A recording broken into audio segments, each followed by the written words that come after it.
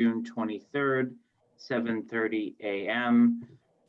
Pursuant to Governor Baker's March 12, 2020 orders suspending certain provisions of the Open Meeting Law, General Law, Chapter 38, Section 18, in the Governor's March 15th, 2020 order imposing strict limitations on the number of people that may gather in one place. This meeting, the Southborough Capital Planning Committee, will be conducted via remote participation to the greatest extent possible.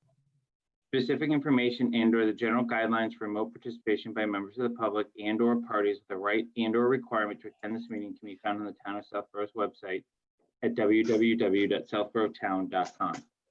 For this meeting, members of the public who wish to watch or participate in the meeting may do so in the following manner by finding the meeting at www.southboroughtown.com/remote meetings. No in-person attendance of members of the public will be permitted, but every effort will be made to ensure that the public can adequately access the proceedings in real time via technological means. In the event we are unable to do so, despite the best efforts, we will post on Southborough's website an audio or video recording, transcript, or other comprehensive record of proceedings as soon as possible after the meeting. With that, I will call us to order. I see all members present, but Ms. Braccio, who I spoke to this morning, is not going to be able to join us. We'll go to first item on the agenda, approval of meeting minutes from May 26th. Were there any comments or questions for Jeff? Seeing none, I will move that we accept the May 26th, 2020 meeting minutes as presented. Seconded. All right, seconded by Andrew. Do you remember the order or no? In a while. I'll just call people out. Jason, it's usually the fastest. All right, Cook, Aye. Clark, Aye. Pfaff, Aye. Palmer, Aye. and Malinowski, aye as well. I am going to skip the chairman's update and come back to it, and just with respect to John Butler's time, to let him run through item 4 for us, transfer station analysis, and just tell us where he's at, where he's going, and solicit feedback from the committee. So, John, with that, I will hand the floor to you. Okay, so I'm not seeing any video here. I assume you can hear me. Now, if I do a share screen, are you going to be able to see that? Vanessa is Yeah, likely you going to should have to try grant that, you. John. If it doesn't work, I can promote you to a co-host. Okay, so I'm going to try share screen, and then we'll see if I can get host disabled screen sharing is a message I got to Vanessa. Okay, hang on a second.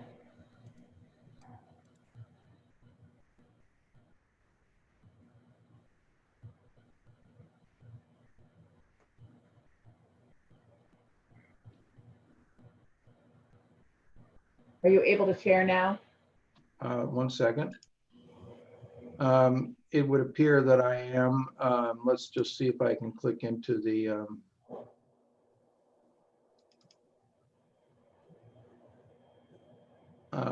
Okay, so do you see a today's goal slide here now as the top Yes. level? Okay, let me just go into full screen here. You show. All right, so doing an analysis of solid waste disposal generally. So you can hear me and see this slide now. Is that correct? So we're just going to go forward. All right. Generally, the topic is called by the industry municipal solid waste, and so we're talking about MSW disposal.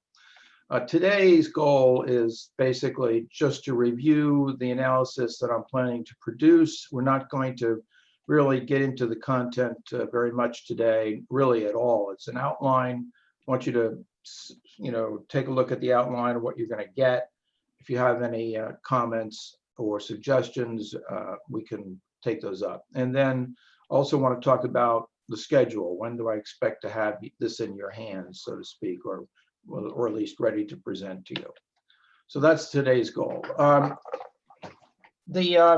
My purpose here, as I see it, is to produce a comprehensive review of municipal solid waste for Southborough.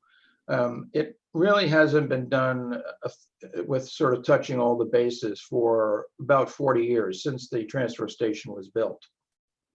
And so it seems a good idea to take a look at the entire topic, particularly given that there's a consideration on the table for rebuilding the transfer station.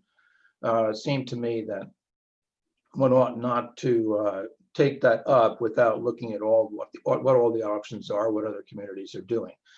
So I'm going to begin this analysis with a review of the current status. What are we doing now?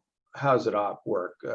Operations of the T station, what our capabilities are there, both in terms of delivering the waste removal, as well as our ability to recover from failure situations. The situation of Wheelabrator. Wheelabrator, as you may know, is the incinerator operator. The situation of recycling in the state, both with respect to regulations and the outlook for that. The use of private curbside pickup by some residences and by businesses here in town. That's the disposal from non-residential sources. Of course, businesses have and nonprofits have to dispose of waste. Currently, the town is not in that business, so to speak. There's always a question raised about illicit use of facilities. I'll say right now that I'm not planning to get into that very much on the theory that it's not a big problem. But if someone wanted some more analysis of that, I could talk about it or plan to review it more thoroughly rather than merely sort of dismiss it. But it should at least be on the list because people bring it up as a question. Are people using the transfer station who don't have the right to do so? If you feel as though that requires more than nominal attention, you should let me know. And then I'll review what the basic quantities are in our current operations, how much of everything is being transferred, and what the trends of that are. Then I think we're going to look at the context. What's the global context we find ourselves in for Massachusetts municipal solid waste and as governed by state DEP policy? Now, the big picture, the global and national picture, is mediated for the town of Southborough by Department of Environmental Protection, MSW policy. They set the policy. In effect, they're the ones who look out at the world and the state for us and tell us what we have to do. On the other hand, it's a good idea, I think, when looking at something like this with the long-term perspective, to understand what the big picture is, because likely DEP is going to have to be affected by that global picture eventually in one way or another. And the situation is very unstable with respect to recycling, and fortunately less unstable with respect to waste to energy systems. That's the incinerator. The incinerator system incineration as a method seems to be technologically stable, but nevertheless, we're going to take a look at the whole picture so that we might anticipate directions that things might go in. Also, I've looked at the various municipal associations' positions on this, although they have no governing power.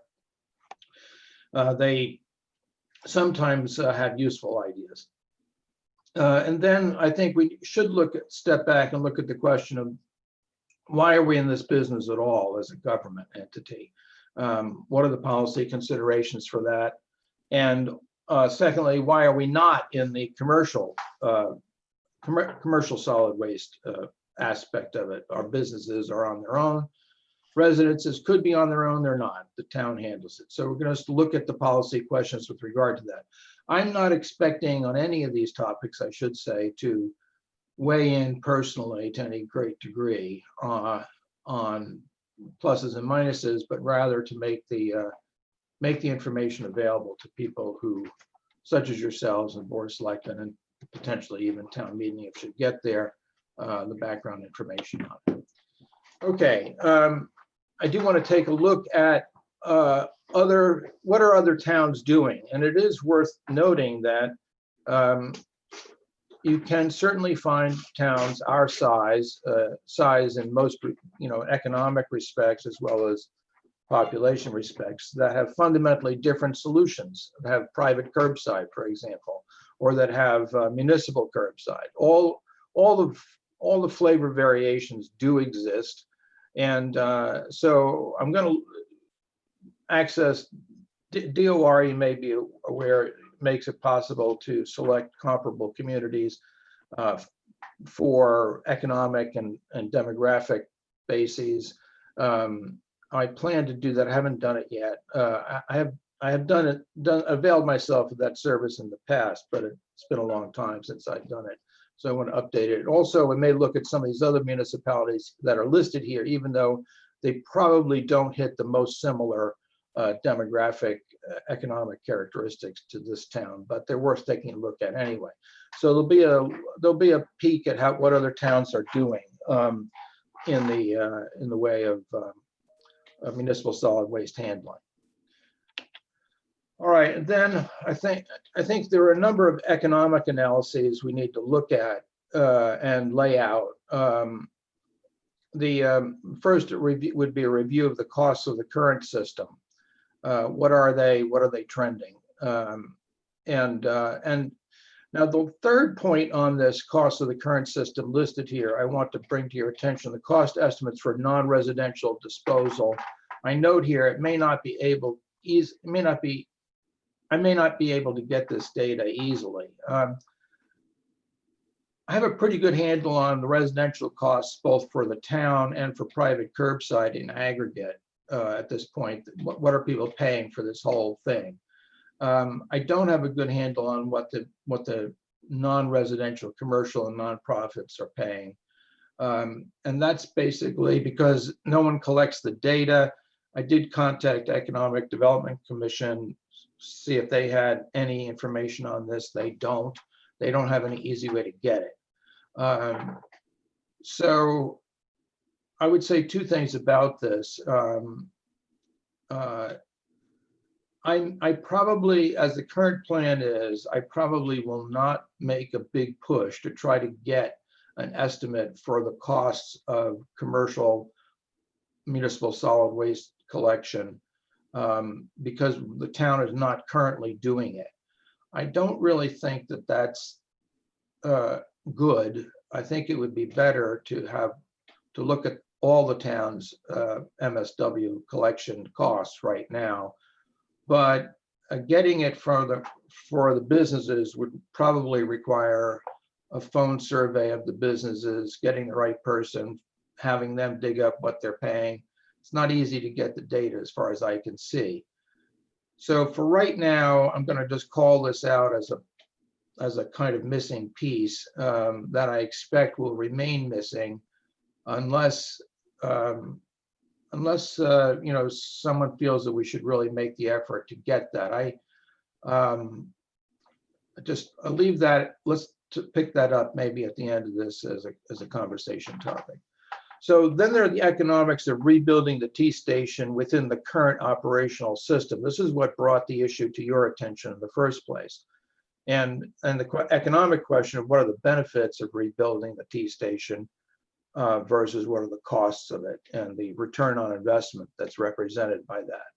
I have a pretty good handle on those numbers now. Karen and I just reviewed what she thought the costs were. She went through them again. I haven't pulled it together in a presentation yet, but that's definitely part of what we're doing here. Then the economic option of not having a T-station, of having curbside only, ought to at least have consideration. I don't think that the economics alone would, for everyone, say, "Oh, we couldn't do that." Other towns do it, and I think at least formally, it ought to be looked at before we were to proceed with rebuilding or any major investment in the transfer station. There are a variety of ways of implementing it, but I thought that we should at least look at the economics of it and understand it, take a decision with respect to it before moving really to the question which triggered this, which is, should we make a big investment in the T station or not? And there's another option which has occasionally been floated, which is private operation of the transfer station. I put it on there mostly for formal completeness. A separate question from the economics of what system to operate is how to fund the operations. Now, sometimes these questions have gotten mixed up a little bit. They're not entirely distinct. There are some things that some combinations that are probably hard to do, but they are basically different questions. One is, do you want to have a transfer station or do you want to have curbside pickup? What do you want to do for businesses, et cetera? The other question, that's operational. The other question is, how do you collect the money to run this? Is it in a levy? Is it in a sticker system? Is it pay as you throw? These are all different means of funding different types of operations. So those two questions are sort of logically distinct.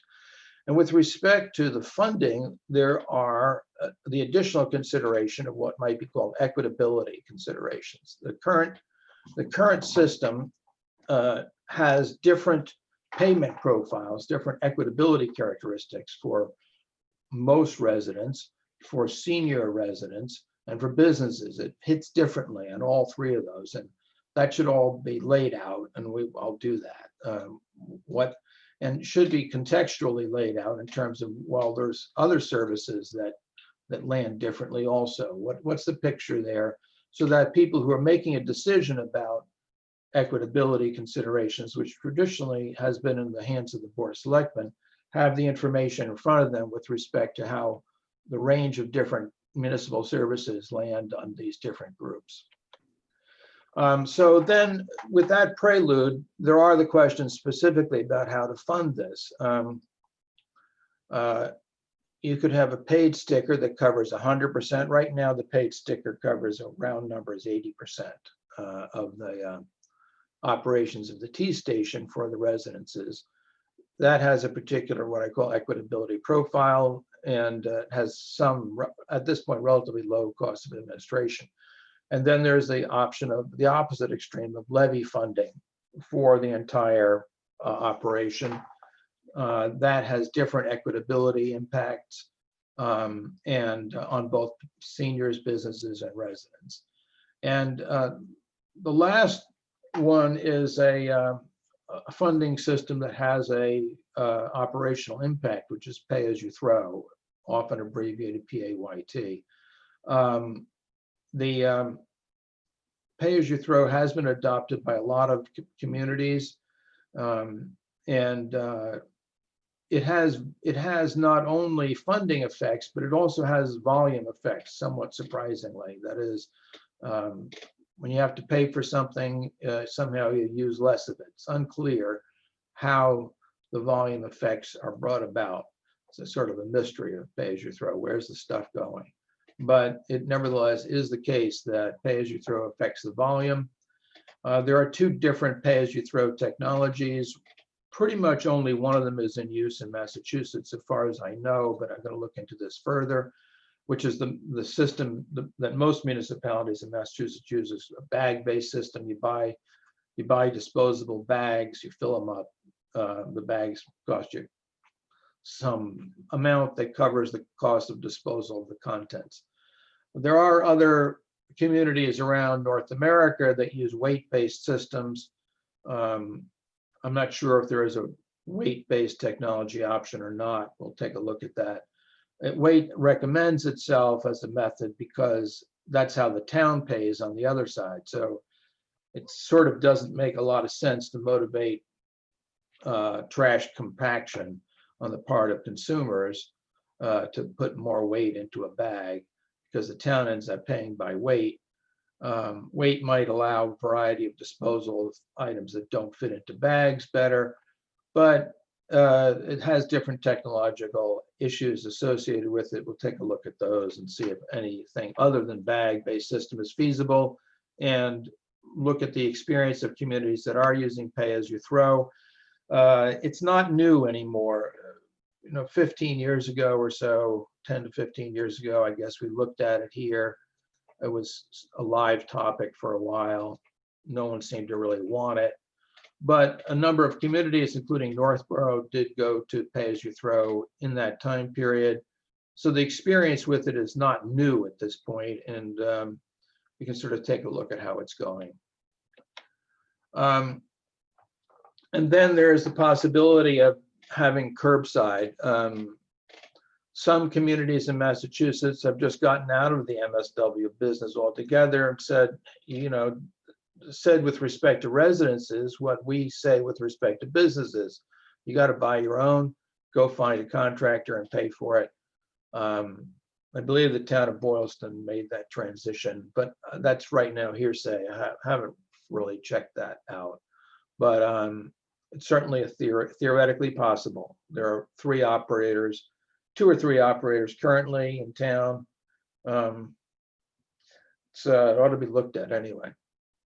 And the Public Works Planning has recommended we use the levy for everything. There are a variety of, you could use a levy for curbside only. It'd be a natural way to think about it if you're going to organize it on the municipal wide. We'll take a look at what the trade-offs are with respect to that. And I would say then they're sort of open, if anybody has any brilliant ideas here, if some come up, I'll mention them.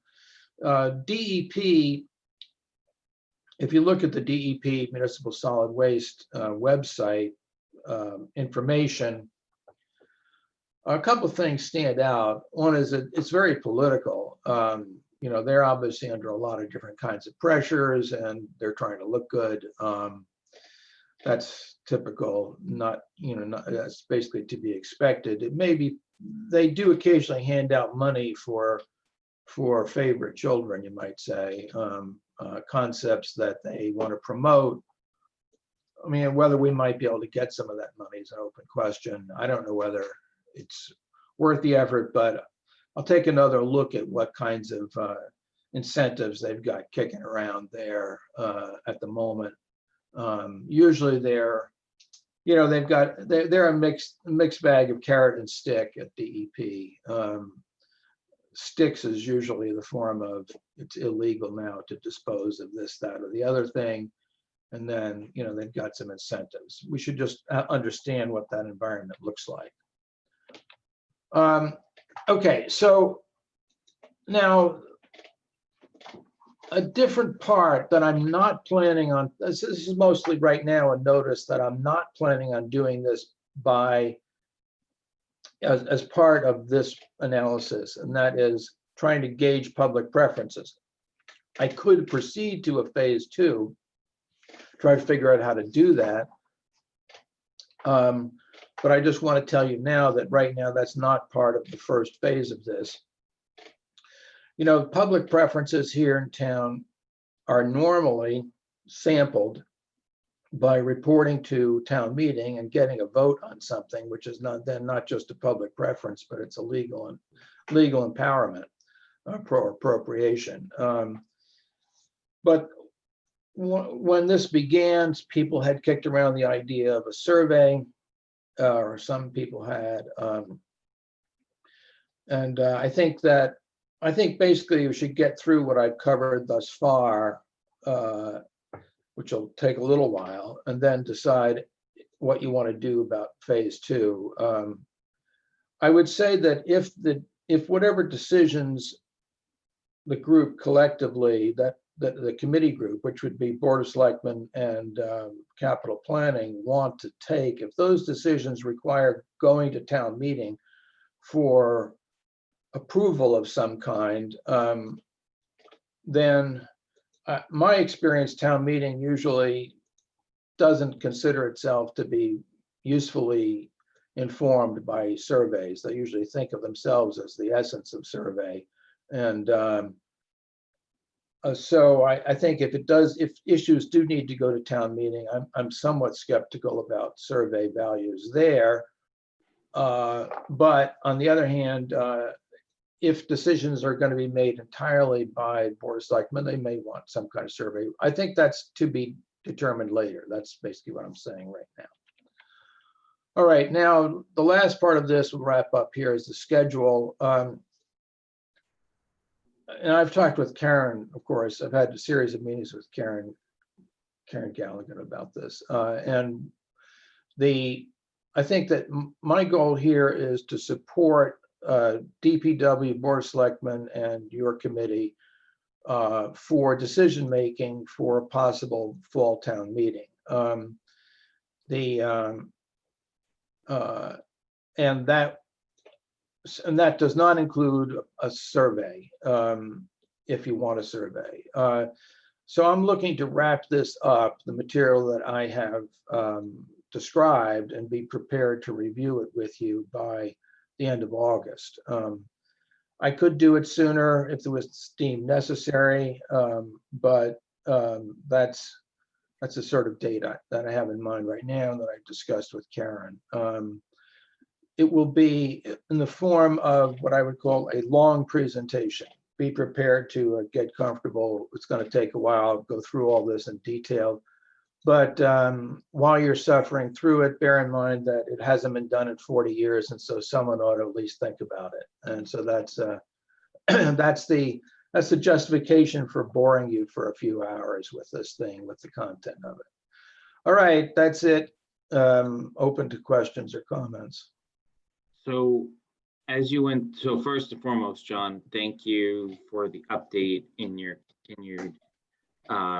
volunteer efforts here to support this. My personal view is you're absolutely on the right track, looking at all the right things. And I think we should look at as much as we can, like you said, because this hasn't been done in 40 years. There's been, various offshoots of it in the last 10 years maybe, but nothing as comprehensive as probably what you just outlined. I heard 3 kind of questions or reactions that you're looking for from the committee. So I'm going to kind of go in order. Let me list them out, and then I'll go in order on each of them. We'll get each member's kind of buy-in. But you let me know if I missed anything. Well, can I just hold on? I'd like to, on my screen share here, I want to get out of this, and I'm not sure. I'll just say stop. You should see on the bottom. There you go. Yeah. Okay. Perfect. All right.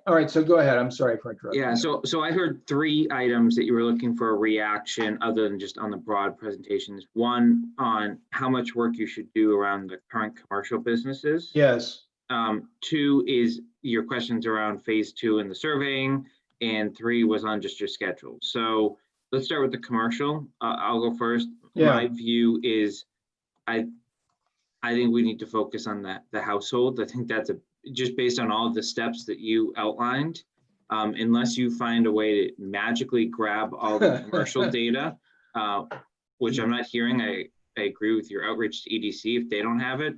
Unless you can magically grab it, I would focus your efforts more on the household issue, because that's really what the current transfer station is designed for. Then, depending upon which avenues we start to go down, if they may have a commercial flavor to it that could support the operations in a more robust way, then I think we look at it then. But I think it might be time wasted right now, because that's really not a service we're providing. I'm comfortable with that for the reasons you described. If there had been an easy, I've exhausted as far as I can tell, I've exhausted the magical way to get the data methods. Nobody has it. Doesn't seem to be an easy way to get it. It's extremely varied. A restaurant's costs and quantities, because they vary by type, are very different from an office building. And they can't really be lumped together, except on a dollar basis. So I'm planning to not tackle it unless someone makes a case for, getting into it in detail. It would be a substantial amount of additional work to deal with the different kinds of non-municipal waste. Does anyone think differently? I don't think differently. Hey, John. Yeah, hi, Kathy. But I will say this, one thing you might do, let's say we go down the road and I don't think this is going to happen. We end up with a recommendation that includes some type of new facility that includes the ability for commercial businesses to use that. I don't think that's going to happen, but if it did, Bill DePietri's info would probably be pretty useful. He's, think about it. He owns from Tomaso's all the way through my building. He owns, 10 buildings in total at least. So he'd have some pretty good information as far as one entity. But I don't think we need to go there either. So I'm just saying that's what we might want to do down the road if it turns out it's needed or relevant. Yeah, I would just mention, by the way, that the situation for multi-tenant buildings varies quite a lot depending on the nature of the tenancy.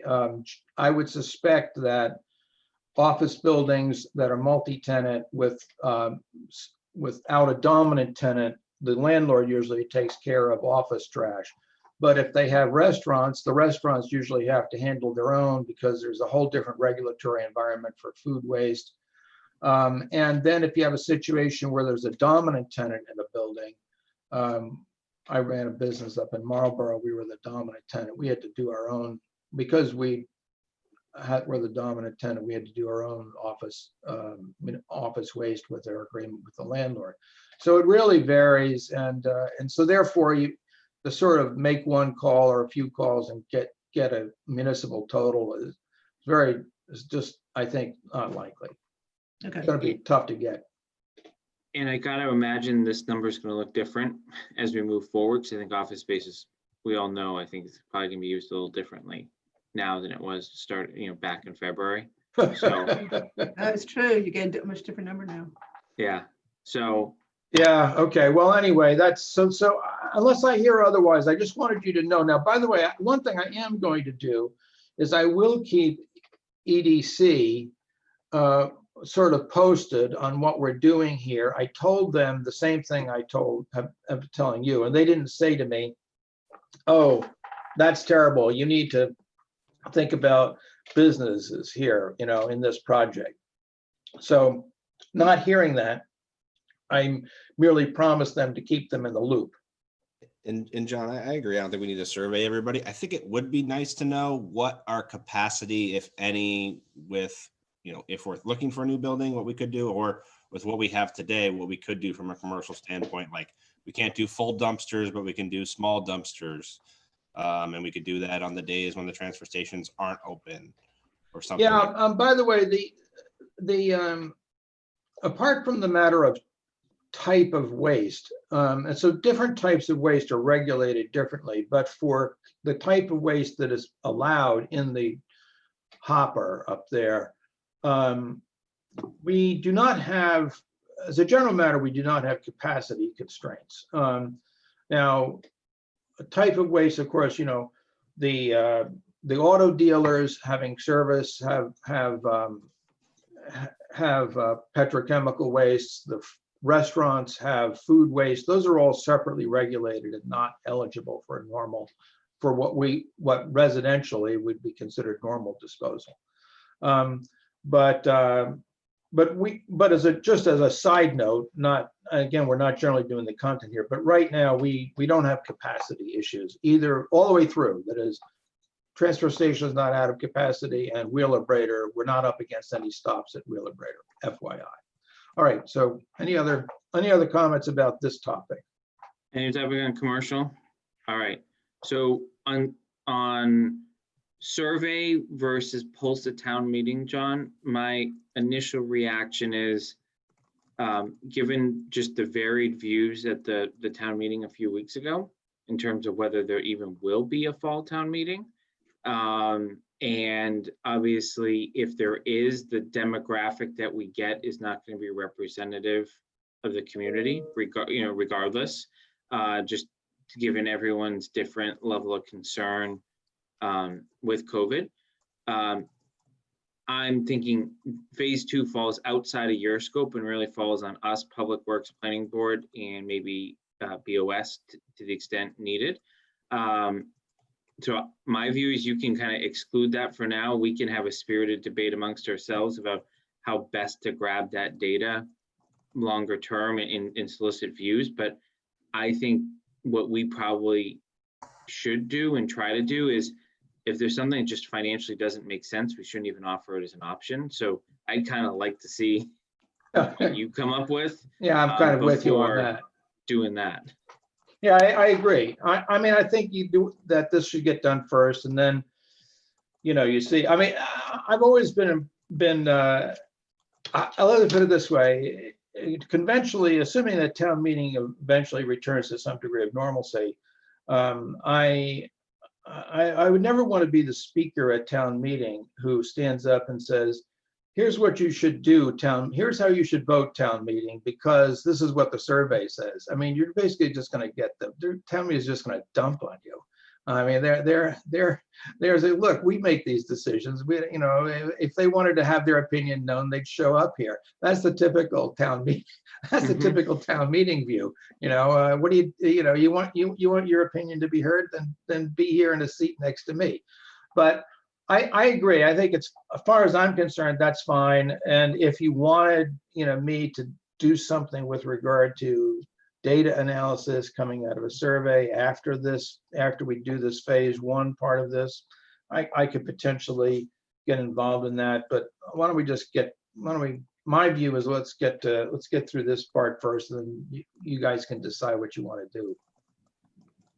Any thoughts to the contrary on that? All right, seeing a lot of head shaking, no. Last item was your timing, John. Yeah.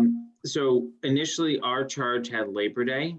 While myself nor any other member has gone before BOS to update them, obviously that charge was written pre-COVID, annual town meeting actually occurring in June and taking care of a lot of capital items.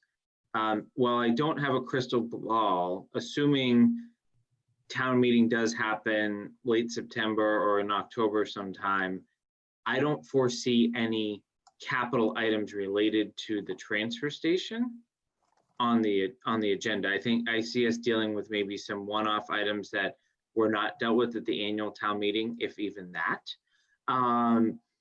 So I'm comfortable with August 30th, you coming back to us with kind of where you're at. I don't see a need to speed that up, because I think there's some other conversations we have to have with other constituents in the meantime about other properties, et cetera, to formulate our final report. But as much as I would like to be done by then, I'm not sure we have to be done for a fall town meeting anymore. And I see, any capital needs coming out of this particular project being at the earliest next spring.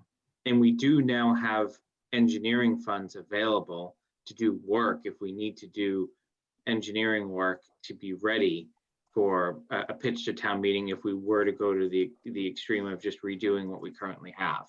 Obviously, if we go more some of these privatization avenues, it's a very different conversation, and maybe one that takes a couple of years, it takes a year, I don't know, right? But that's my rationale for saying I think August 30th is fine. Kathy, I especially look to you from more of an advisory operation perspective. Anything you see differently there in terms of how this may unfold? I do not. I would recommend giving John the August 30th time, so he's got the time to do this right. So no, advisory would be fine with whatever time frame we come up with.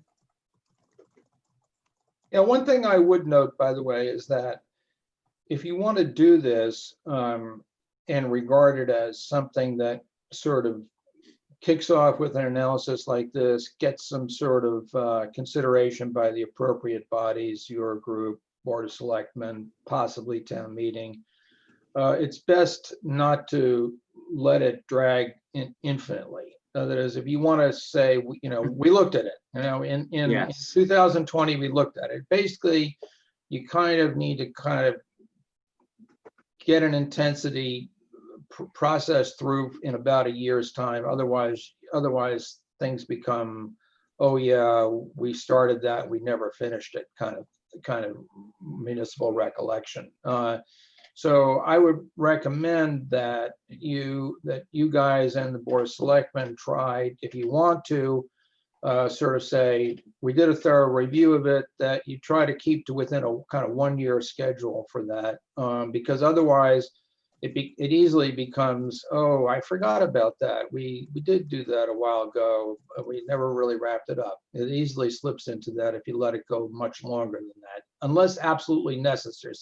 A few projects end up being longer, but you don't want to lose the name of action on this thing. Otherwise, it's kind of becomes a waste of time.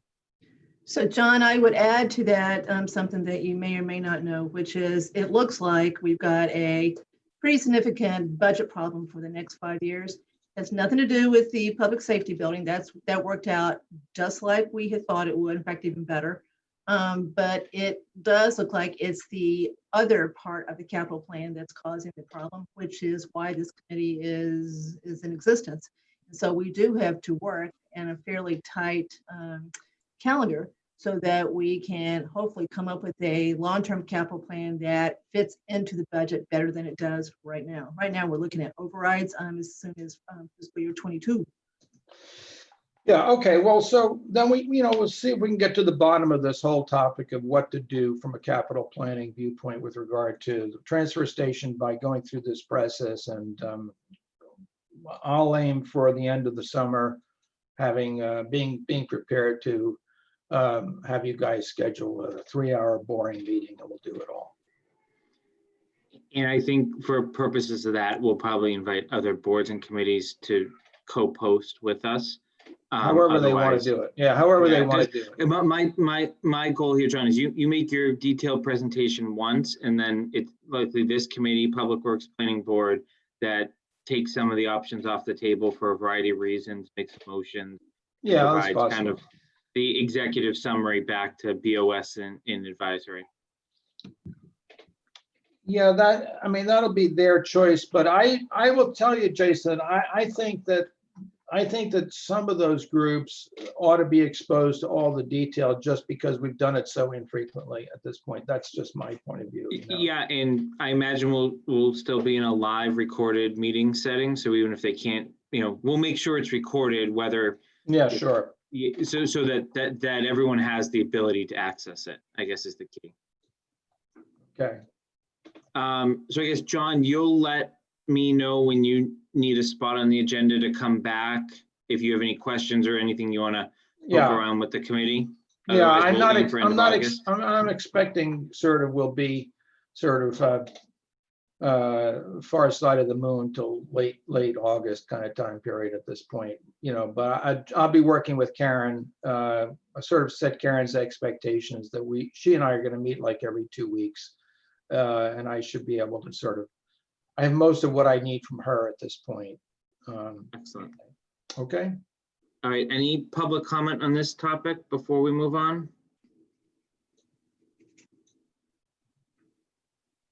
Seeing none. Thank you, John. Talk in August. Have a great summer. Right. Maybe before that, but probably not. Okay. Thanks, All right. guys. Sounds See you. good. So I am going to go back to chairman's update. And the only item I had there was update on townhouse engineering and next steps. So really just an FYI that there is now an engineer and project manager under contract with the town to come up with the documents that would be required to go to CPC for CPA funding for the townhouse exterior portion of all of the capital items. So mainly around the windows, but also around the facade in brickwork as well. Their scope of work is about 2 months. They've been under contract for a few weeks. So I think when thinking mid-August, hopefully we'll be able to have something to know kind of what they're thinking needs to be done, have all the paperwork in order, and then hopefully that fits in with CPC's timeline. I need to reach out to them again to see if they will actually definitively give me a timeline of what they would need to consider something for fall town meeting, or whether it gets punted to the spring, depending upon how that all unfolds. Again, obviously with the premise that there is a fall town meeting. Any questions on that? Jason, are they going to include the roof in that study? I think they're looking at the entire thing, but I will confirm that with John. I don't see that, Andrew, on the capital plan anywhere, though. It's in 2023. Okay. So yeah, anything exterior is my understanding is what the scope was. Okay, cool. There are items related to the generator and like interior bathrooms and stuff like that, that obviously would be a totally separate project. Yeah, cool. Makes sense. Any other questions on that? Okay, town meeting recap and next steps for fall special town meeting. So I know a good portion of the folks were there. I candidly didn't expect to go and ended up having kid coverage. So capital was a significant conversation for the items that had already been, pretty well vetted by this committee, advisory, BOS, and others. And I expect that some of those bigger, so the fire truck, there was a spirited discussion around whether that should come out of pilot or not, whether it should be pilot payments supplemented. I know that had come up in one of our meetings. And then there were just questions about other one-off items. For as many of you remember, the hook lift truck, we had recommended that it be on the spring docket, but the moderator and town clerk and I believe chair of BOS were not comfortable amending their motion to include that, just given the potential bonding implications if they do decide to bond it and how the original warrant had been printed, which didn't have the hook lift. So when we look out to the fall, there are 3 items currently for consideration, at least as currently construed by the capital plan. The hook lift truck, which I think that the committee has taken an affirmative vote to push forward on, even though the timing doesn't work perfectly with plowing season. The fire chief vehicle, we'll come back to that because I know there's varying views on that. And the matching grant for the fire department SCBA, which we had talked about at the last meeting. Those are the only 3 items I'm aware of that may be considered. So I guess what I want to do is A, make sure that no one else is aware of anything that I'm not considering. B, figure out our plan to just take positions on that so that whenever the town decides to schedule it, move forward with it, they kind of know and have the positions and have well vetted it. And obviously I know the advisory members, you were working up until the final hours, right? Given the ever-changing budget scenario. So trying to have capital not hold any of that up, right? I think the fall town meeting was originally meant for capital, now is likely meant for everything that got, delayed from the spring. So can anyone think of anything else or see anything else that needs to be considered for the fall? Should we take positions in this committee on the CPA things? Because they're kind of capital, but it's a different fund. I don't know. Just a thought. Remind me, there's a field and there's the church. Church, and then if we had something for the townhouse. So absolutely on the townhouse windows, right? Because we've been kind of pushing that out of what I'll call the general fund capital plan and more towards CPA. The church, I don't see us taking a position on because it's not a town-owned building. The field, I do think we should, just because that's something that could fall back into general fund. If, let's just say, CPC decides to pull their support, right? My understanding is they're supportive, but right, I just think we should throw our support behind it if we think that's a valid project. Great. Does anyone think differently on those? I agree with the church. I am not sure I agree with the field. Obviously, if it were to come back to the town, we'd certainly look at it, but it's not, there's no intent, there's no expectation that it is going to come back to the town because the town can't afford it. So I'm fine if we do it. I don't think it hurts. Okay. All right. So then And I guess let me just add that the board of selectmen do, and advisory do, make they basically do vote on recommending that article or not. It's still CPC's call as to what goes to the town meeting. But no, the more I think about it, I absolutely think we should take a position so that advisory and BOS both know what CPC thinks about it too. So no, I do think it would be helpful. Okay. Both CPCs. Yeah. What Andrew? Said both CPCs. I know, so- it's confusing, isn't it? Yeah, so I've been people have called us CapCom or just capital planning, just to avoid the, I did actually get an email about someone saying, well, CPC is already taken, even though I'd never used the term, but So anyways, so I guess on hook lift, does anyone, any further conversation with Karen, or is everyone standing by the vote that we already took last time? And it's just, we just had to live with the timing that the moderator and team decided Yeah. on. I think I'm fine with that. One question, Brian, could we move forward with a leasing deal with that? I mean, I know if it was bonded, we'd have to have a town meeting vote, but could we move forward with our current budget, operating budget with a lease, Brian Valentine? You might not be listening. Where would you put it, Andrew? Debt I mean, service. it's not in the budget.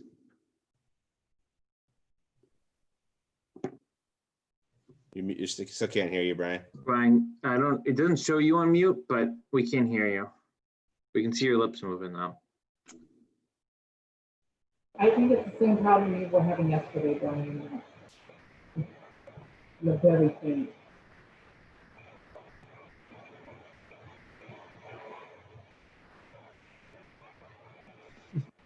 Because Kathy, you said, right, it's not in the budget, so how would you?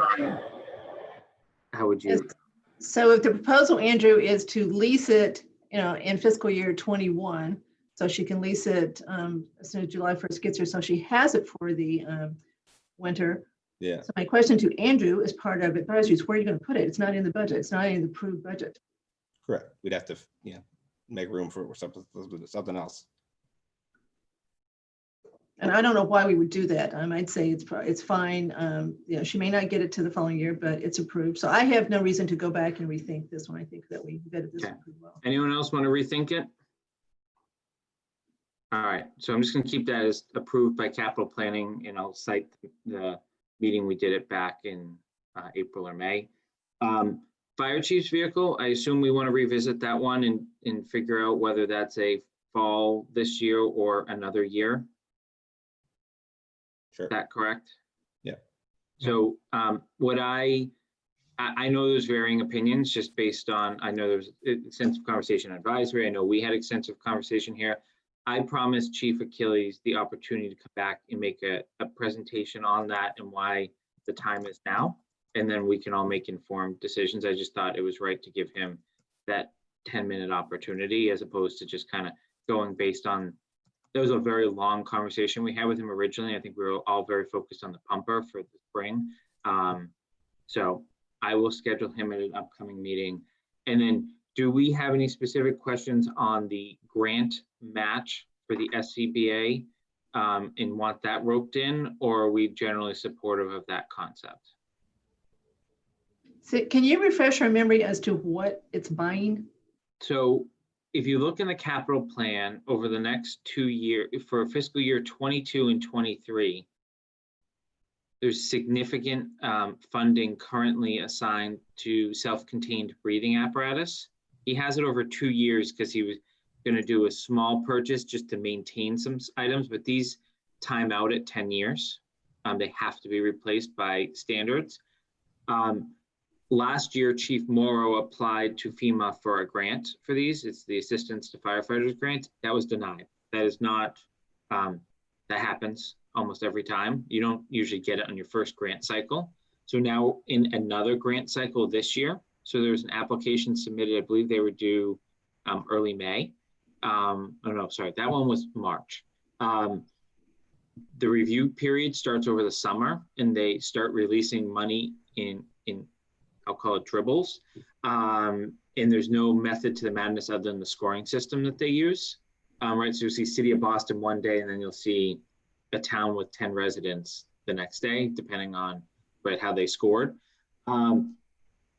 But there is a matching component to that. So if we get awarded as a town in this grant cycle, $250,000, there's an approximately $13,000 match that we need to make to that grant. So to get 250, we have to spend 13, right? That's So a we would bargain. eliminate a huge, right, going to what your point you made to John Butler. So what I had asked the chief is I said, well, if you actually wrote a really good grant, right, and we really want him to get the grant because I think it solves a lot of problems, how are you going to fund your match, right? So absent him coming to advisory for reserve fund or finding it in some other department line item, I thought allocating this 13 is the right number, right, for now, right? And then if we do fail in the grant cycles in future periods, this 13 will just carry forward and can be applied against the 250 someday if we actually end up having to spend it on our own. So if we get the grant funding now, or as soon as we can, it's going to basically give us the money before we actually would have requested it to buy it on our own. Is that true? Yes, but then there's a significant procurement time period too. Okay. They don't just show up on your doorstep the next day. It's not as long as the fire truck. So by the time we actually get it, you'll be within about a year of when you need it. I mean, this is what you wear on your back going into a fire. It's probably the single most important piece of equipment they wear other than their gear.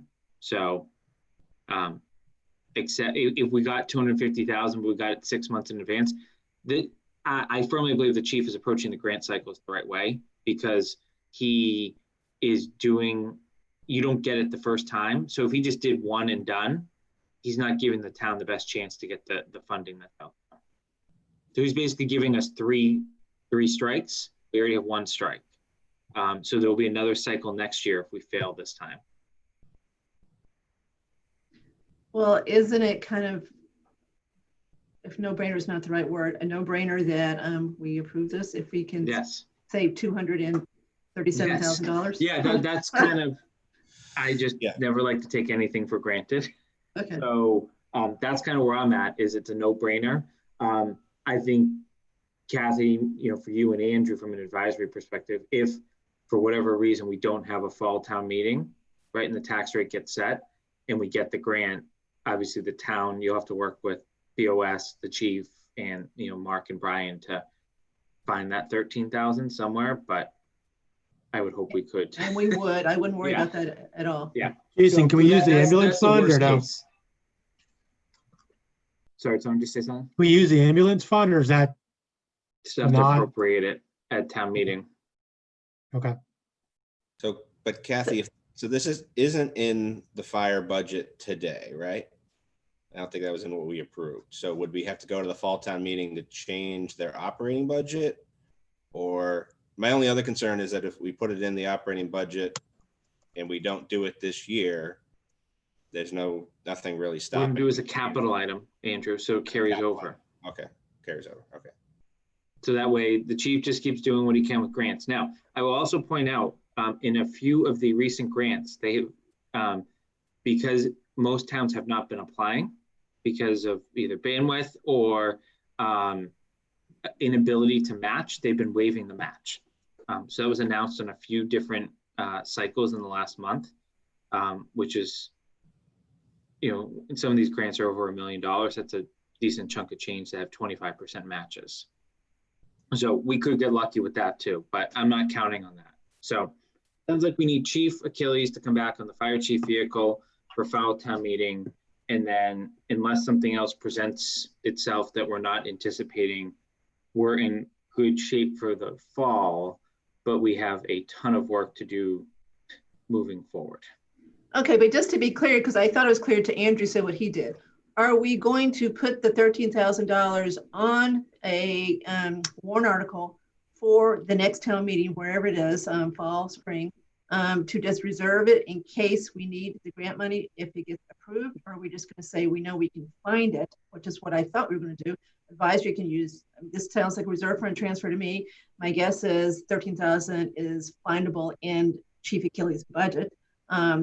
So are we saying, no, we really want to just set it in the, so it's set aside and then we'll just close out that warrant article once we actually get the grant? My view is if there's a fall town meeting, we do a specific capital item related to this. So you don't encroach on any other budget this early in the year, given all the uncertainty. If there is no fall town meeting and we go to the spring, I think we revisit the conversation and decide whether we do it as a capital item then, whether it goes in an operating budget. My guess is it's a capital item, regardless of how you put it. But I'm trying to create no pressure on someone's budget inadvertently. Obviously, if from advisory's view, if you want to view it as reserve fund, then I think we do nothing with it and just move forward. I don't want to, I'm one person, Andrew's two person. We can't tell you whether, as far as you would call it reserve fund. Reserve funds are for unexpected and or emergency expenditures. So it's not really, this is that unexpected. It's certainly not emergency. But I have I don't like to see warrant articles hang out there with money in them for a long period of time. So that's what I don't like, because then sometimes they get used for things that aren't related when we're looking for money. So I This hate to can only see, go 2 years unless we're going to violate NFPA standards. This can only sit out there 2 years because he's going to have to buy these things. when do we expect to hear from the second grant request? So they start rolling out stuff starting in July, Okay, so we but could hear it's a some- rolling cycle until they run out of money. Okay. All right. So it's a painful process, to be completely honest. And you really don't, like, randomly, it'll just, like last week, they started rolling out one of the grants and they just started rolling out on a Friday. The cycle had closed not too long before then, but they haven't started on the ones that were done in March. So it's kind of all over the place. Okay. All right. So moving to item 6, which is kind of where do we go from here? So I had sent everyone, what we've done is we've taken the capital plan, updated for what got approved at town meeting. And obviously there were a lot of things that got pushed back that just didn't come before us for consideration. I think Kathy, you've said it earlier, but looking out the next couple of years, even if you just looked at capital in the silo and ignored revenue and you ignore operations, there are significant jumps. And if we went through just what may be on the docket for the spring today, we would be here all day. So it's what my plan is I would like us in a position by the time we get to the fall, regardless of whether it's town meeting, this isn't necessarily tied to the fall town meeting, but before Mark and Brian and Advisory and BOS start their budget season, I want a firm view of what are the must-have capital items and what are the items we'd like to see in there, but could slip if there was a financial, right, like financial need, because I don't want to set an arbitrary number. We can spend $1 million on capital, $1.5 million, $2 million. Obviously the debt is still kind of, fluctuating in terms of some things with public safety are going from temporary to permanent, may stay temporary, right? Like there's a lot of things in play. So what I was planning to do was to take these pivots for each department and send it back to them and give them an opportunity to say, does this represent, in your view, what you would put forward if you were asked today? And let them come back to us. And then have us start to look at those and, make maybe some tough decisions of, yeah, I'll pick on DPW. Karen, you really want this loader next year, but we don't see it happening for 3 years or right, like, there's a program out there to get this or that. Let's start exploring that before we put it forward. So have those sorts of conversations. But at the same time, I wanted to start to kind of assign a little bit of homework, very similar to what obviously John, who's not a member of our committee, did. And I would really like to start looking at the South Union School based on what we heard from John Parent, based on how that building's being used before COVID and during COVID, and start to think about what the options are there. And if we did get to a point where we recommended the sale of that building, right? If you and I think part of it comes into the operating expenses of the building, the capital maintenance that's forthcoming on it.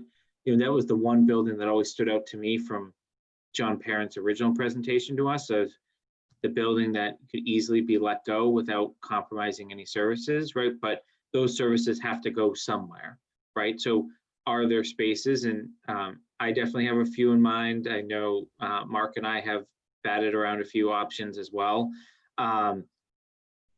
So I would like someone to kind of run through that analysis. I'm happy to do it, but I obviously want to give anyone else an opportunity to do it.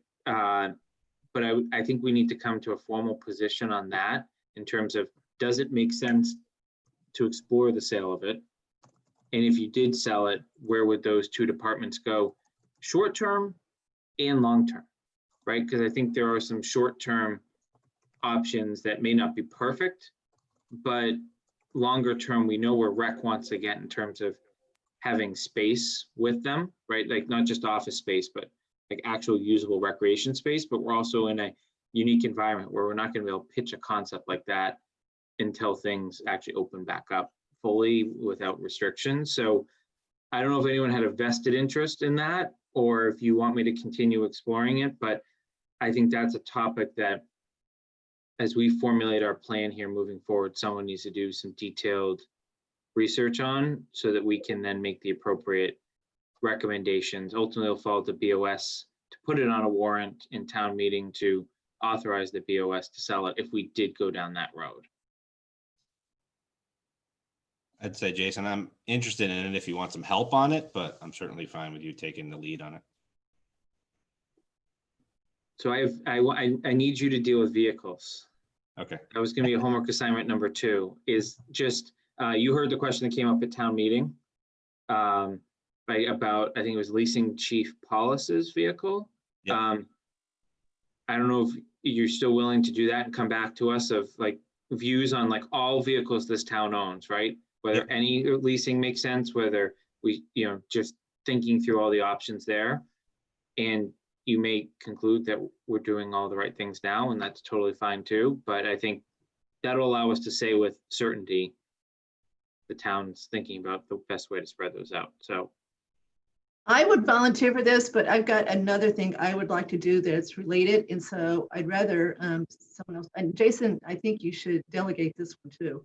And the reason I think that this is certainly the right thing to do is because we can make a standalone recommendation with this building that doesn't require us to decide what to do with the 4th school or the senior center. This can be done separately. It can be done no matter what else we do. So I do think this is a really good place to start.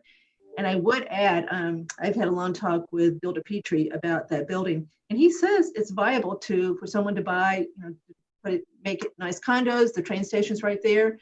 They'd have to make sure that it's not dirty. I mean, so that's one thing he'd want to look at. But he absolutely thinks it's a viable project to sell, unlike the trouble we had with the old Fayetteville Hall. So I do think this is one that we should jump on real quick, because I think that is really good as a kind of a win-win. So what did you want to volunteer on? Which homework assignment did you want? Well, that's why I wanted to talk to you at 1:30, because I'd like to talk to you first, and then we can Okay. go from there. Okay. All right. So I will continue working on South Union and trying to get the right data there. Andrew, you come back to us on vehicles at the next meeting. Just thoughts, any sort of analysis you feel is appropriate for us to make educated decisions. And then the schools, like I think we all came into this thinking, right, we know we have capacity in the school buildings, and that may be potential temporary for some of these other departments that have the ability to access from the outside, et cetera. But I have tried to be very respectful of Greg Martineau's time, given that he had to redo every budget 3 times, right? And obviously just the distance learning, I'm sure, through them, sideways in terms of their traditional learning plan. So we have had some regular back and forth over the last couple of weeks. I expect he or his designee will come to our next meeting. We'll probably set it right after after we kind of get through the July 4th holiday. What I would like the committee to do in the meantime is look at his capital plan. It changed significantly. And I think what you're going to find is it's all about when they think the MSBA matching funding, right? I think it's about a 38-ish% match is going to come through. So it does put pressure on the capital plan, no doubt about it. But it's because you start adding them up, across the board. And I am working with Brian right now. They're just listed as general fund appropriations, where obviously if we have $1 million expenditure, we're not gonna funded out of the general fund in any one year. So Brian's going to schedule out what they've typically done for bonding, but obviously the bonding doesn't become reality until it's actually bonded. So you'll see that forthcoming on a future agenda. I was going to ask Lisa, to come back to us on whether there are other buildable lots of land in town. I know she had volunteered for that previously, just if she could kind of own that, if she has the time and capacity to do it. Otherwise, I'll have her reach out and find someone to help her with that. But I think she has all the data, so that'd be a good starting point for her to start with her, because I think that's important, not short term, but longer term.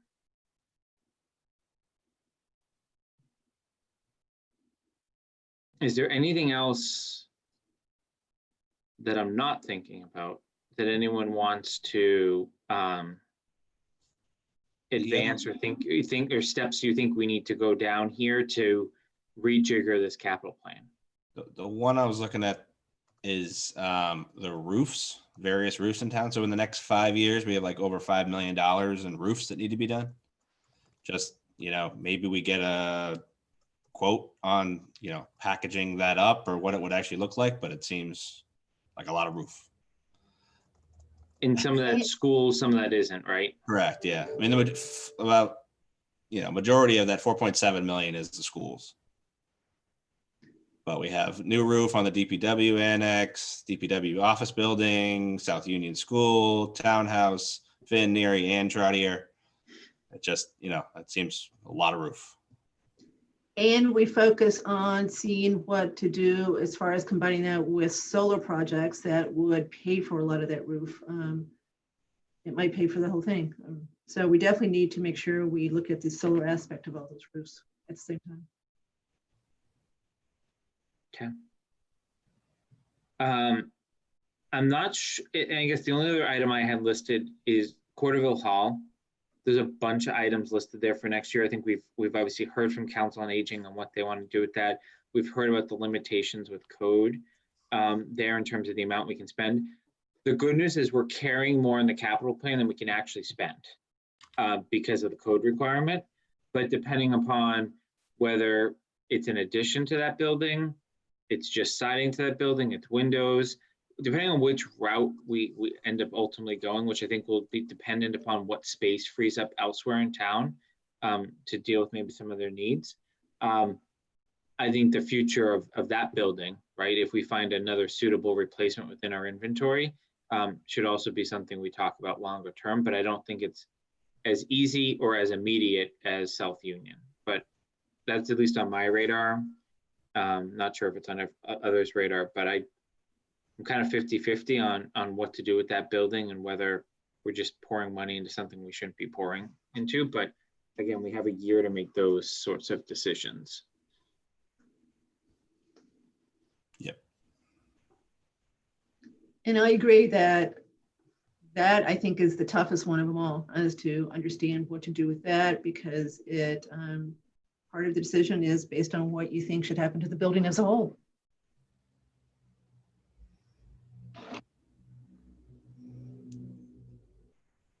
All right. Is there anything else anyone wanted to discuss today?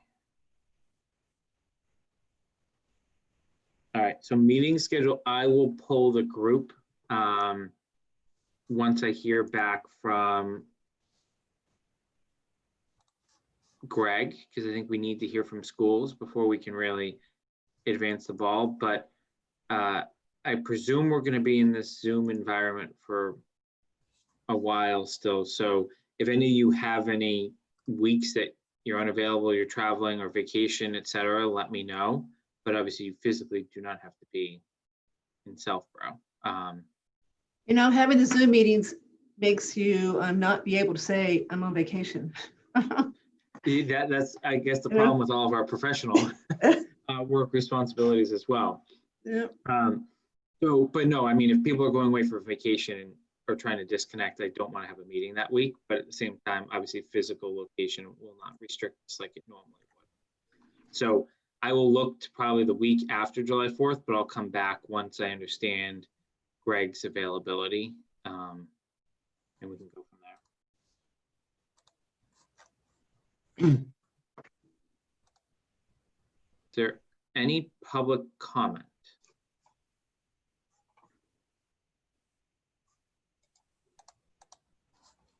All right, seeing none. I will make a motion to adjourn. Is there a second? Second. Seconded by Andrew. Roll call, Cook, Aye. Park, Aye.